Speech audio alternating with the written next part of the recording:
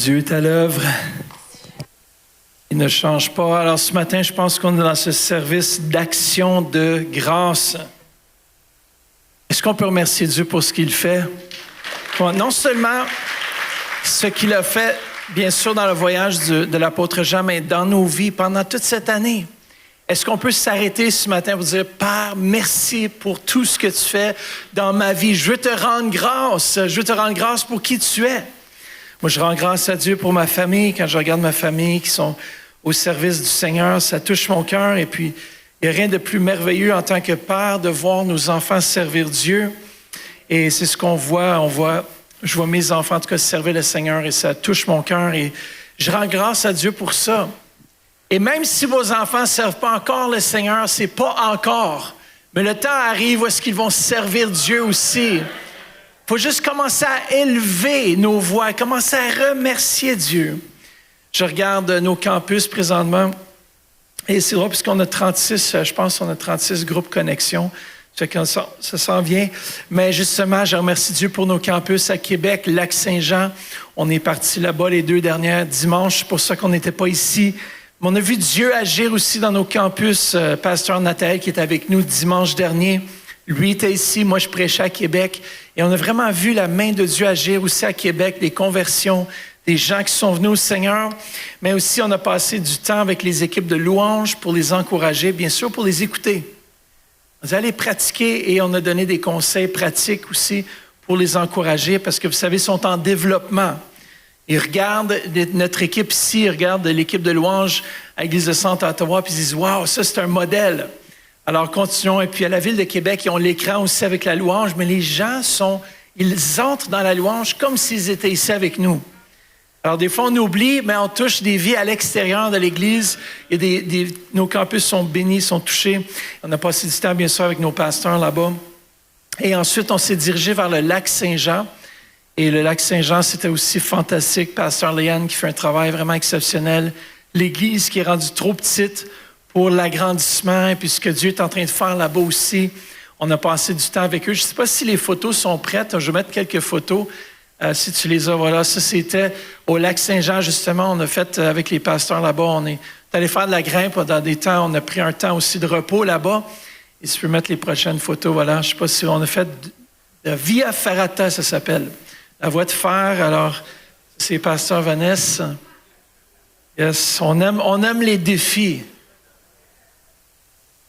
Voilà, c'était la montée et la descente dans les rochers. Et là, on place notre confiance en Dieu, bien sûr, mais surtout dans les cordes. Et puis, voilà. Tu peux passer, il y avait quand même je pense qu'il y avait des photos spirituelles un peu quand même. Je ne sais pas si on voit les photos du campus ou pas, avec Pasteur Nathalie et puis autres. Voilà, ça c'est le campus de Québec. C'est vraiment très chaleureux et puis on est bénis. L'Église grandit, ils ont de la place pour agrandir davantage. Et lorsque tu vas là-bas, c'est vraiment chaleureux. Prochaine, je pense que c'est une photo avec... voilà, ça c'est dehors, à la rue de Québec. Ça dit, venez goûter à la présence de Dieu. Parce qu'il y a beaucoup de restaurants là où il est situé, puis il dit, venez goûter à quelque chose d'autre qu'un restaurant. La présence de Dieu. Alors, c'est magnifique. Voilà, alors... On est béni d'avoir une belle équipe. Et quand je reviens ici à Ottawa, je suis tellement béni d'avoir l'équipe et de voir ce que vous faites, le travail que vous faites. Je veux juste rendre grâce à Dieu, même pour les écoles du dimanche, pour les placiers, pour l'équipe qui travaille fort dimanche après dimanche pour garder l'Église aller. Je remercie Dieu aussi pour Jean-Paul aussi qui a fait le suivi de ces 100 personnes qui nous ont été données, ces 100 noms avec son équipe. Et wow, quelle belle équipe nous avons. Ça prend toute une équipe pour tenir aller une grande église. Amen. Ça ne veut pas dire que vous ne pouvez pas vous impliquer parce que vous dites, mais c'est déjà bien organisé. Non, on a encore besoin de chacun d'entre vous pour servir la maison de Dieu. En même temps, aujourd'hui, ce matin, on avait Joshua et aussi quelques membres de l'équipe de louanges qui sont allés aider le Dr. Atoms dans un concert. Alors, on s'implique davantage ailleurs, en dehors de l'Église, et ça, je rends grâce à Dieu, parce qu'on a des musiciens excellents. On a une Église excellente qui croit dans la louange. On croit que rendre grâce à Dieu fait partie de la vie du croyant. Tourne-toi vers quelqu'un et dis, rendons grâce à Dieu ce matin. Et ce vendredi qui vient, on a un 24 heures de prière. Et on a vanté le 24 heures de prière. On dit, il y a plus de gens. Si on met une prière d'1 heure, il y a moins de gens qui viennent. Si on met une demi-nuit, c'est rempli. Imaginez-vous, là, c'est 24 heures. Ça va être plein à déborder dans ce lieu. Parce que 24 heures dans sa présence. Et moi, je commence le corps de louange. On va faire la louange toutes les heures, on va faire des louanges, des moments de l'adoration, de prière. On élève le nom de Dieu. Et l'équipe se prépare. Et c'est drôle parce que pour cette conférence ou ce temps de prière, justement, l'équipe de corps d'intercession m'a demandé, Pasteur, c'est quoi ta vision pour ce temps de prière? Et dès qu'ils m'ont posé la question, j'ai eu un flash, le ciel qui s'ouvrait. J'ai dit, c'est ciel ouvert. Et je n'avais pas parlé vraiment, j'ai dit, il faut que ça ait un rapport avec le ciel ouvert. Et Pasteur Eugénie, qui n'était même pas ici pendant un mois, elle visitait sa famille, et elle revient, puis elle dit, Pasteur, c'est ça, j'ai vraiment reçu, puis que c'est le ciel ouvert, que Dieu veut qu'on passe de l'autre bord. Elle dit, ça fait 1 mois que j'écoute une chanson qui dit que le ciel est ouvert. Elle m'a envoyé la chanson. Et justement, c'est pas juste une fois au chorus qu'on entend le ciel est ouvert, mais c'est chaque refrain, chaque verset du chant parle d'un ciel ouvert. Et moi, je sais que Dieu parle et il confirme sa parole et que ce vendredi, le ciel va s'ouvrir sur notre assemblée et que la présence de Dieu va se manifester. Écoutez bien, moi, je veux être là où Dieu se manifeste. Je veux être là, je vais courir pour aller me mettre là où Dieu se manifeste. Parce que là où Dieu se manifeste, c'est là où je veux être. Là où la douche du Saint-Esprit, sa présence se manifeste. Vous savez, sans le Saint-Esprit, sans la présence de Dieu, je ne sais pas où je serai aujourd'hui. Alors, je veux rendre grâce à Dieu parce qu'un jour, il m'a visité, il m'a touché, il m'a guéri, il m'a sauvé du péché. Et aujourd'hui, je peux me tenir devant vous, sachant que ce n'est pas par mes propres forces, ni par ma propre puissance, mais c'est la grâce de Dieu et la puissance du Saint-Esprit qui m'a sorti de où j'étais pour m'amener dans ses plans et dans sa volonté. Et je veux rendre grâce à Dieu pour ça. Je ne sais pas à propos de vous, mais on peut rendre grâce à Dieu pour quelque chose dans nos vies ce matin. Et moi, je sais qu'il m'a sauvé de beaucoup. Je ne sais pas à propos de vous, peut-être qu'il vous a sauvé de peu, mais moi, j'avais besoin à qui on pardonne beaucoup, il aime beaucoup, la Bible dit. Et moi, j'ai eu beaucoup de choses, tellement j'étais perdu. Et je me rappellerai, une fois, j'ai donné ma vie à Jésus à Montréal. Lors que mon père prêchait dans une église là-bas, vous savez, les fils d'évangélistes, fils de pasteurs, on doit être l'exemple. Souvent, c'est les pires. En tout cas, moi, j'étais très grave. J'ai levé ma main pour accepter Jésus. Mon frère a fait la même chose. Et je pense que mon père n'en revenait pas. Il disait, attends, je fais l'appel au salut pour ceux qui ont besoin de Jésus dans leur vie. Et oui, ma main est encore là, levée. Et ça, c'était la première fois. J'étais tellement perdu, frères et sœurs, qu'en Suisse, j'ai levé ma main une deuxième fois. Dans une autre conférence, mon père prêchait dans l'église de ma future femme. Je ne savais pas à l'époque, mais j'ai redonné ma vie à Jésus une deuxième fois, juste pour faire sûr que j'étais bel et bien sauvé. Vous savez, vous êtes vraiment perdu lorsque vous devez lever la main pour accepter Jésus 2 fois publiquement. J'étais perdu. Alors, non seulement on célèbre ce que Dieu a fait dans nos vies, mais c'est la fête de la Soukotte ou la fête des tabernacles selon le peuple juif aujourd'hui. Puis je voulais un peu exprimer si ça voulait dire quoi. Et c'est du 6 au 13 octobre, justement. Ça commémore les 40 ans d'errance des Israélites dans le désert, durant lequel ils vivaient dans des huttes temporaires ou qu'on appelle Soukottes. Et c'est aussi une fête de gratitude pour les récoltes. Moi, je veux qu'on puisse prendre ce moment pour dire merci à Dieu pour ce qu'il a fait dans nos vies. Vous savez, des fois, on ne s'arrête pas assez pour remercier Dieu pour les bonnes choses qu'il a fait. Et cette fête est marquée par la construction de cabanes et l'utilisation des 4 espèces, loulave, étrog, myrte et saule. Et peut-être vous dites, mais pourquoi est-ce qu'on bâtit des cabanes avec ces plantes? Les cabanes rappellent la protection divine dont les Israélites ont bénéficié dans le désert.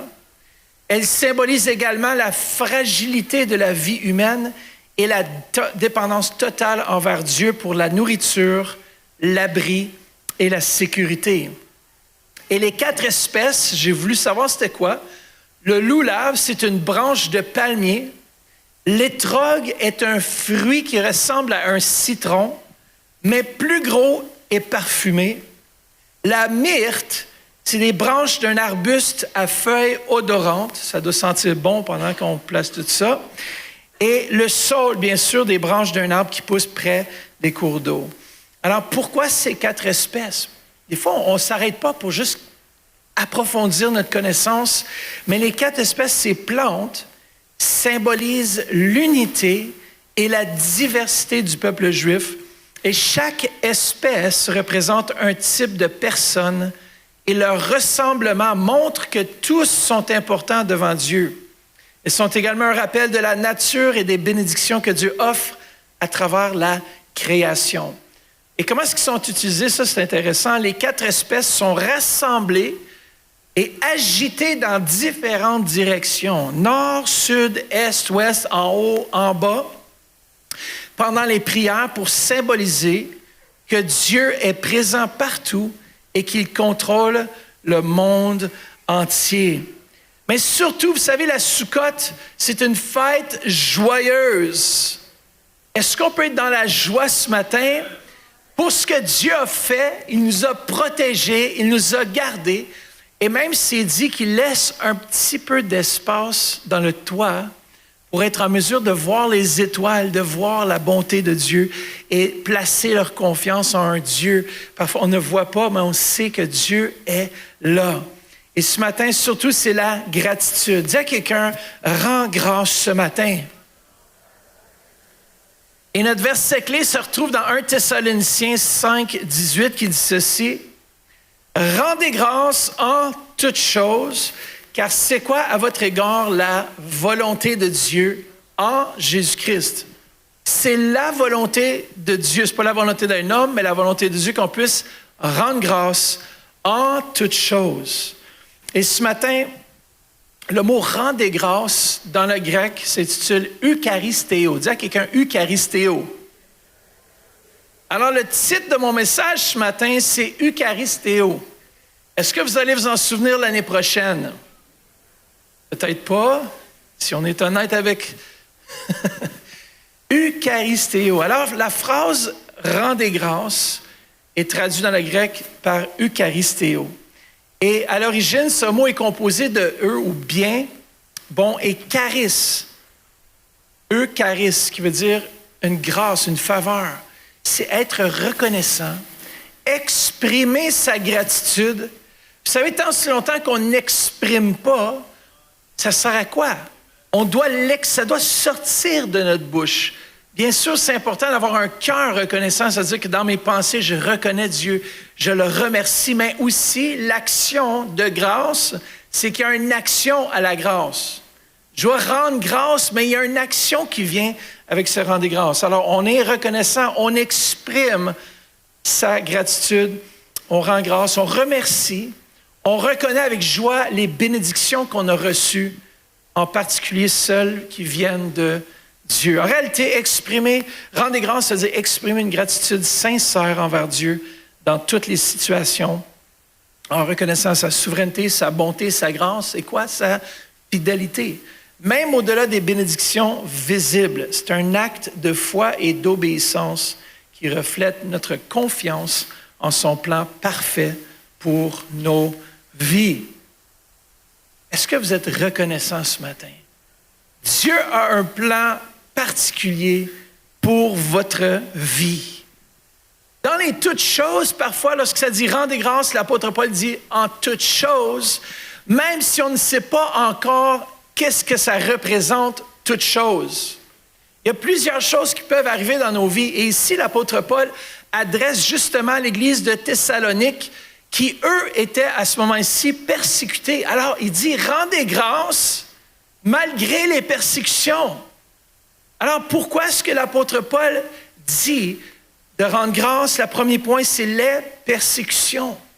Paul les exhorte à rester fermes et à ne pas perdre de vue leur espérance en Christ, même dans l'adversité. Vous savez, On vit aujourd'hui une certaine forme de persécution contre l'Église. On le voit de plus en plus, surtout au Québec. Présentement, on parle de loi de laïcité ou de pouvoir empêcher les églises de donner des reçus d'impôts. Ils veulent traduire ça que ça soit laïque, que ça soit vraiment... Alors nous, on doit prier pour le gouvernement. Et bien sûr, on est en train de mobiliser l'Église pour pouvoir aussi intervenir ou répondre à cette loi. Mais c'est important pour nous que malgré les persécutions, malgré que l'Église a été persécutée, il y a des endroits dans le monde où l'Église de Jésus-Christ est persécutée. Et c'est au travers de la persécution que parfois Dieu se manifeste encore plus puissamment. Il y a des plus grands réveils, il y a des choses qui se passent. Mais l'apôtre Paul, il dit quoi? Rendez grâce, même dans la persécution, les Thessaloniques. Tous les Thessaloniciens devaient rendre grâce. Deuxièmement, pourquoi est-ce que l'apôtre Paul leur dit de rendre grâce? Il dit c'est un appel à la sainteté et à la maturité spirituelle. Dans le fond, Paul leur donne des instructions pratiques pour vivre une vie qui reflète leur foi en Christ. Quelqu'un qui est capable de rendre grâce, c'est quelqu'un qui a maturé dans sa foi. Quelqu'un qui n'est pas mature dans sa foi va se plaindre de sa situation. J'aime beaucoup ce que Joel Osteen dit. Il dit « If you complain, you remain ». C'est-à-dire, si je me plains, je vais demeurer là où je suis. Mais lorsque je commence à glorifier Dieu, lorsque je commence à lui donner toute la gloire et je commence à élever son nom, peu importe les situations, c'est là que je suis un enfant de Dieu mature. Peu importe les situations, alors un appel à la sainteté et à la maturité. Troisièmement, c'est la souveraineté de Dieu.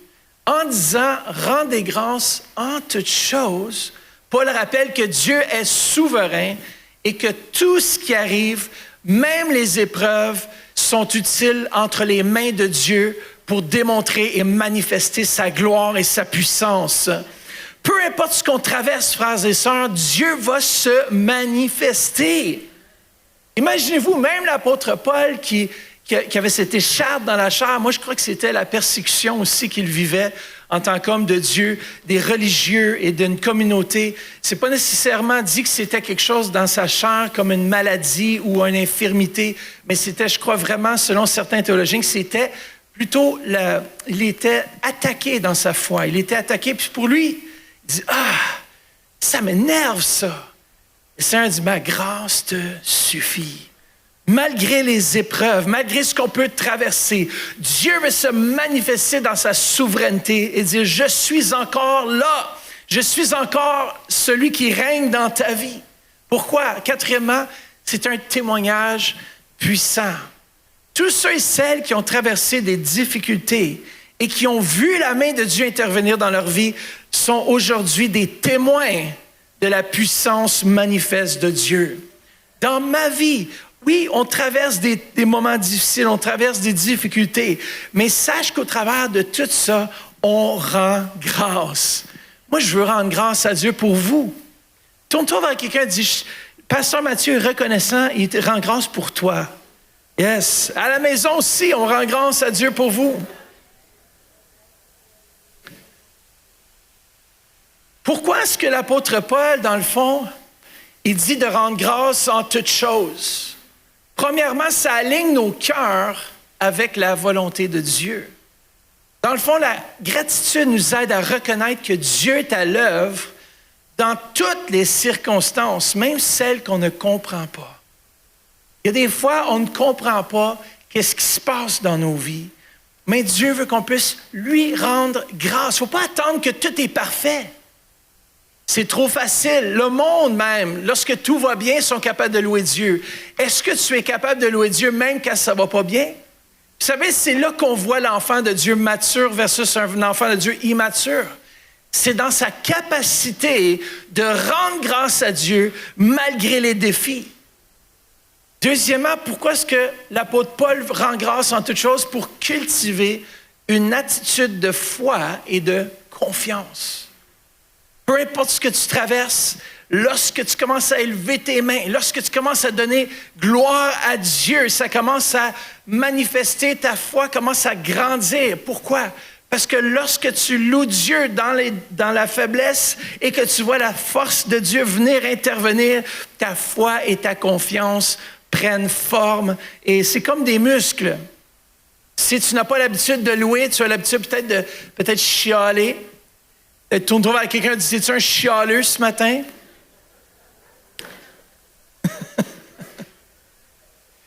Un chialeux, c'est quelqu'un qui critique ou qui a toujours une parole négative. Vous savez, des fois, les gens qui sont négatifs, on ne veut pas les avoir autour de nous. Regardez les gens qui sont les plus, dans le fond, populaires ou que les gens aiment être autour, c'est des gens qui sont positifs. C'est-à-dire qu'ils rendent grâce à Dieu, ils ne sont jamais en train de regarder ce qui ne va pas. Ils déclarent, oui, je sais que ça ne va pas, mais ça va bien parce que Dieu est avec moi et je sais que je vais être plus que vainqueur.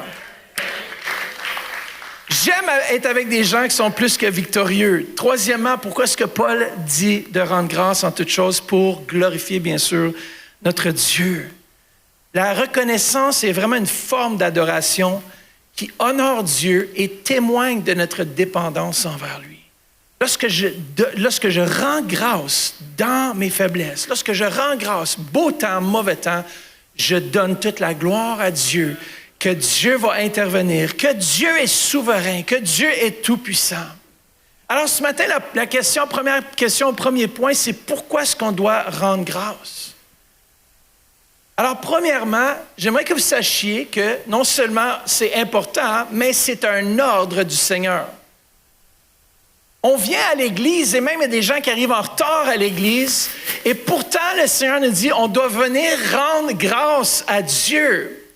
On vient ensemble non seulement pour entendre un bon message, vous avez toujours des bons messages à l'Église Le Centre, mais vous venez, je sais que vous venez parce qu'on a une équipe de louanges incroyable. Et pas simplement ça, c'est qu'on vient pour honorer Dieu. On vient pour le glorifier. Parce qu'il nous dit, dans notre verset clé, ça dit quoi? C'est à votre égard la volonté de Dieu qu'on puisse rendre grâce. Deuxièmement, pourquoi rendre grâce? C'est un sacrifice vivant. Tu es un sacrifice vivant quand tu viens ici, que ça tente ou que ça ne tente pas, souvent, la majorité du temps, ça nous tente peut-être moins. Imaginez-vous, l'équipe de louanges, ils ne rentrent pas ici tous les dimanches matins à 7 heures le matin et disent « Wouhou, on fait la louange ce matin! » Non, des fois on est fatigué, des fois on est épuisé, des fois on a mal dormi, mais malgré tout cela, notre équipe vient et on voit Maryse qui saute dans la joie, comme si elle avait dormi 15 heures de temps. Elle saute dans la joie. Pourquoi? Parce qu'elle déclare, elle dit que moi je le sente ou que je ne le sente pas, j'offre mon corps ce matin comme un sacrifice vivant, sain et agréable à Dieu. Lorsqu'il n'y a pas de sacrifice, des fois ça ne plaît pas à Dieu.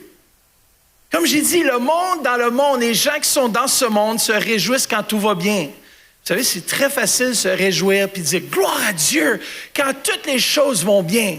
Mais c'est une autre chose de dire gloire à Dieu quand les factures rentrent et tu n'as pas d'argent dans le compte. Hein?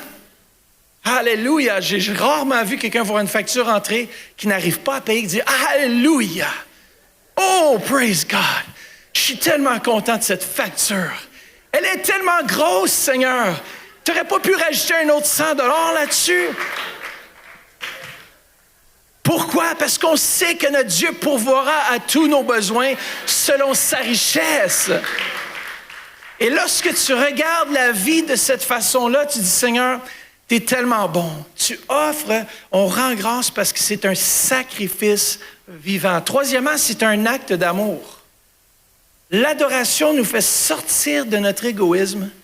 On ne peut pas célébrer Dieu et soi-même en même temps. Alors, lorsque je viens devant lui, je ne viens pas pour moi. Ça fait qu'il y a beaucoup de gens qui disent « Ah, moi, j'aime pas ce chant-là. Moi, j'aimerais mieux tel chant. » Non, non. Écoutez bien, les chants, ce n'est pas pour vous.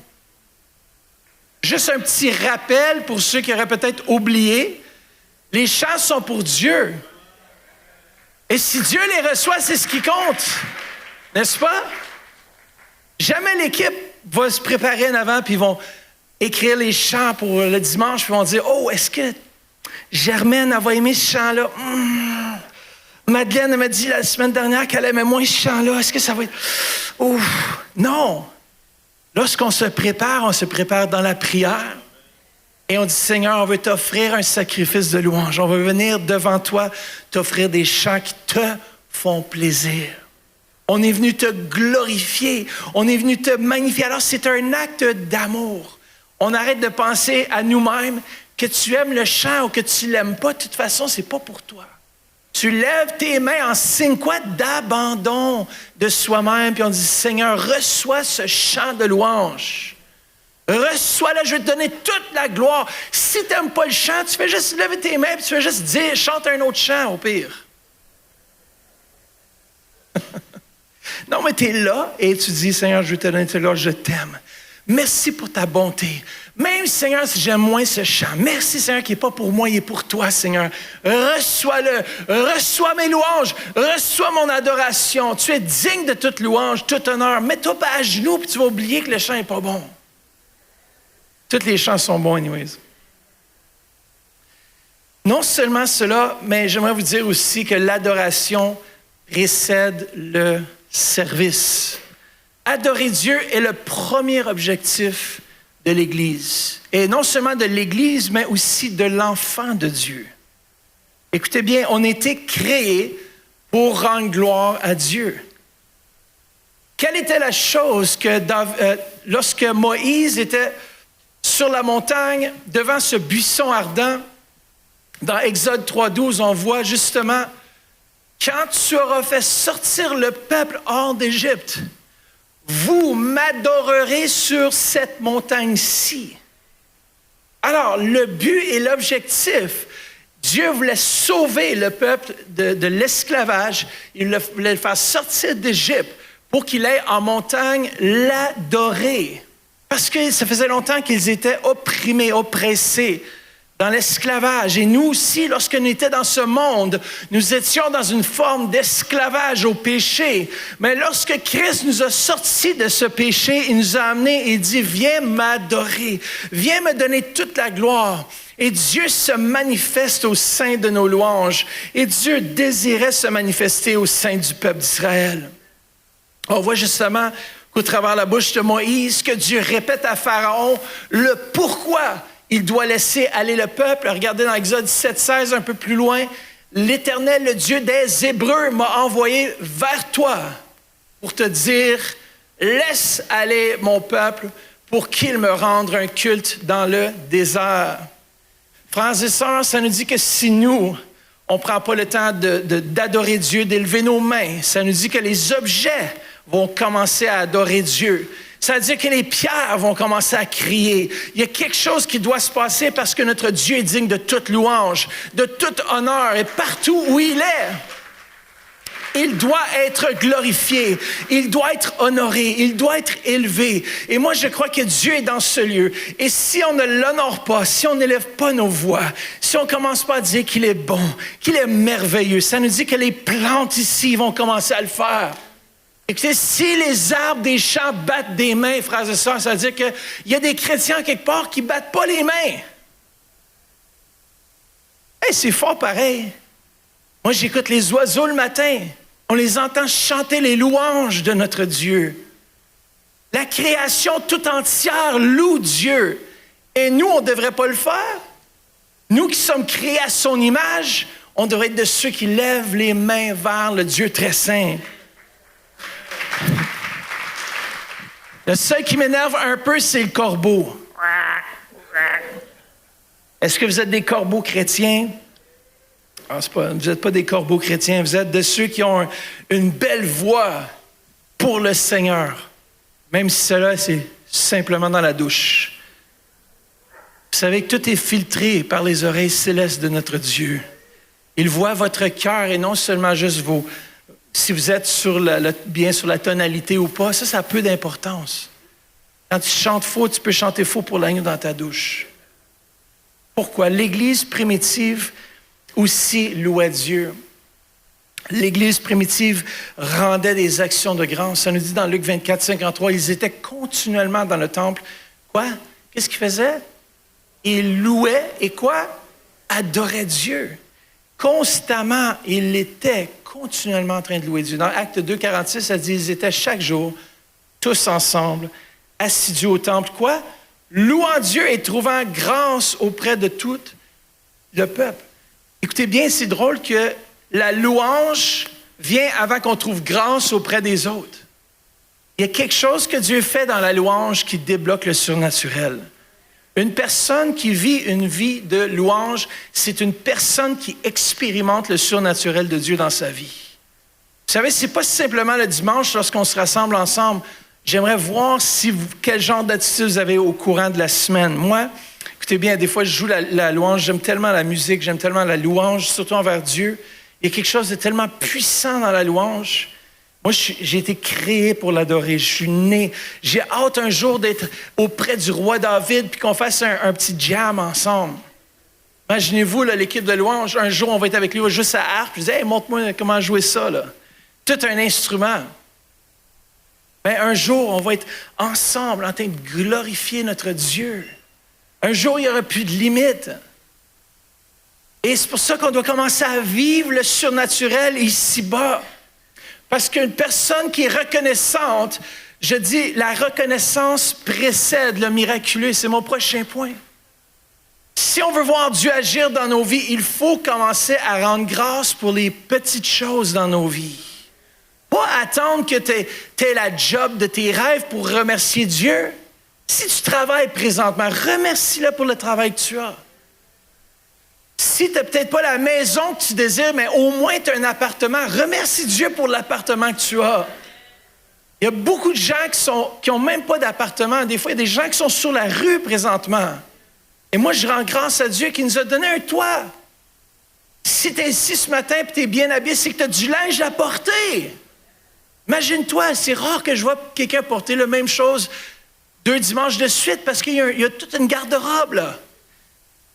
Mesdames, quand vous avez la garde-robe, vous ne savez pas quoi porter, là. Ah, je vais avoir un nouvel habit, mais regarde devant toi, ouvre les yeux et regarde et vois. Dieu est déjà bon. Il ne faut pas regarder ce qu'on n'a pas, regardons ce que nous avons et commençons à rendre grâce à Dieu pour ça. Il y a quelqu'un qui disait, moi, chaque dimanche, je viens avec BMW. En anglais, il dit, c'est bus, métro, puis marcher, walk. Bus, metro and walk. Si tu drives la BMW, c'est correct. Petite pub. Pour l'autobus. Merci à nos conducteurs d'OC Transpo. Quand tu n'as pas d'auto, au moins tu peux aller sur OC Transpo, non? Écoutez bien, il y en a qui n'ont même pas de transport public qui tiennent la route. Merci Seigneur pour au moins les autobus. Merci pour Uber. Quand tu es pressé et tu dois te rendre quelque part, merci. Il y a des pays où c'est difficile et c'est même dangereux des fois de se déplacer. Mais nous ici, on est en sécurité. Merci Seigneur pour les policiers. Merci aussi pour les paramédics. Merci pour les pompiers qui sont là pour nous sauver lorsqu'on...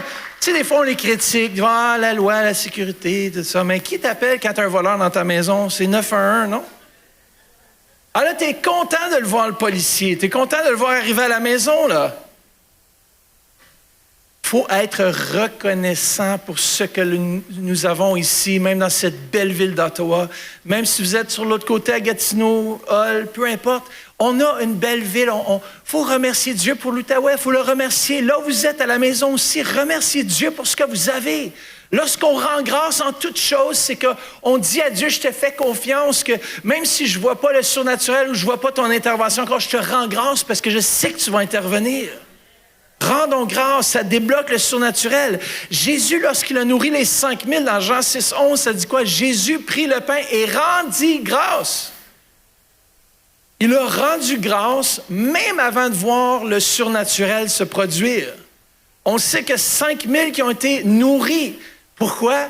Parce qu'il a élevé, il a pris les pains, puis il a rendu grâce. Et après avoir rendu grâce, qu'est-ce qui s'est produit? On a eu le surnaturel qui s'est manifesté, la multiplication des pains. Combien d'entre vous, vous avez déjà levé vos pains et dit « Seigneur, merci », puis il y a plus de gens qui sont venus dans votre fête ou votre party, puis tout à coup, vous ressentez, tout le monde a bien mangé. Peut-être le Seigneur a multiplié, puis tu n'as pas vu. Mais lorsqu'on rend grâce, le surnaturel se passe. Jésus, lorsqu'il ressuscite Lazare, dans Jean 11, 41, 42, ça dit « Ils ôtèrent donc la pierre ». Jésus dit « Enlevez la pierre ». Et Jésus leva les yeux en haut et dit quoi? « Père, je te rends grâce de ce que tu m'as exaucé. » Avant même de voir la manifestation du surnaturel, Jésus a rendu grâce.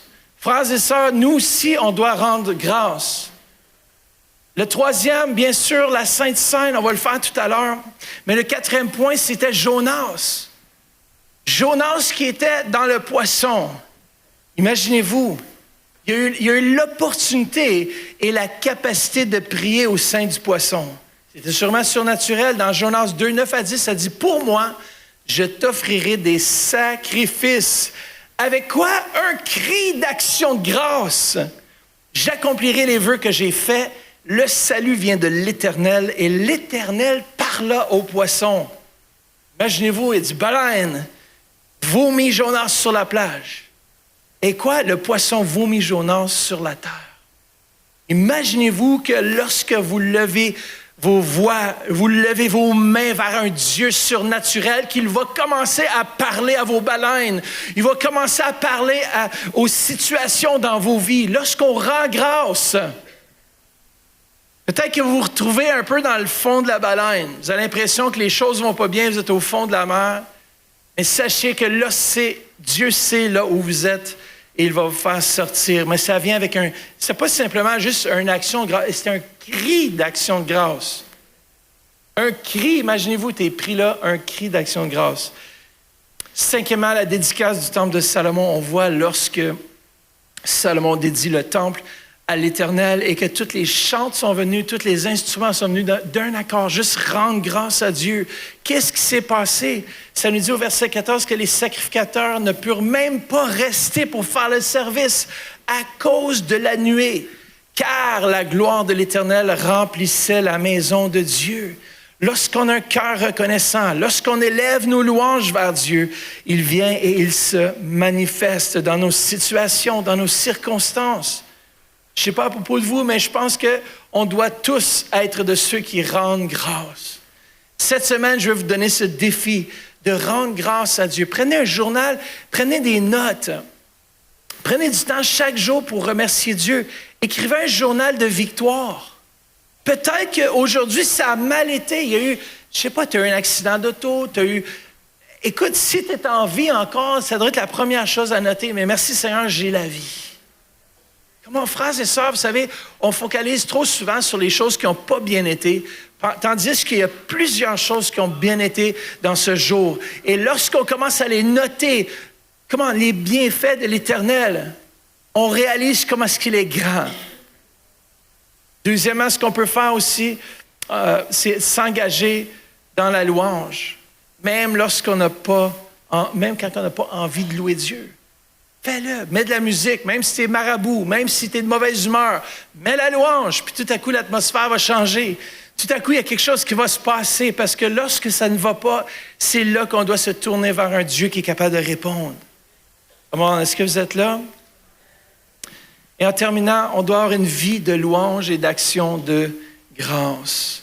Une vie de louange et d'action de grâce. Dans 2 Samuel 24, 24, ça nous dit « Je n'offrirai pas à l'Éternel, mon Dieu, des holocaustes qui ne me coûtent rien. » Oui, parfois ça coûte. Parfois, on le fait, on devient ces sacrifices d'action de grâce. Et je crois vraiment que chacun d'entre nous, on peut tous élever nos voix vers le Dieu des dieux et lui dire « Merci, Papa, parce que c'est toi qui es intervenu dans ma vie.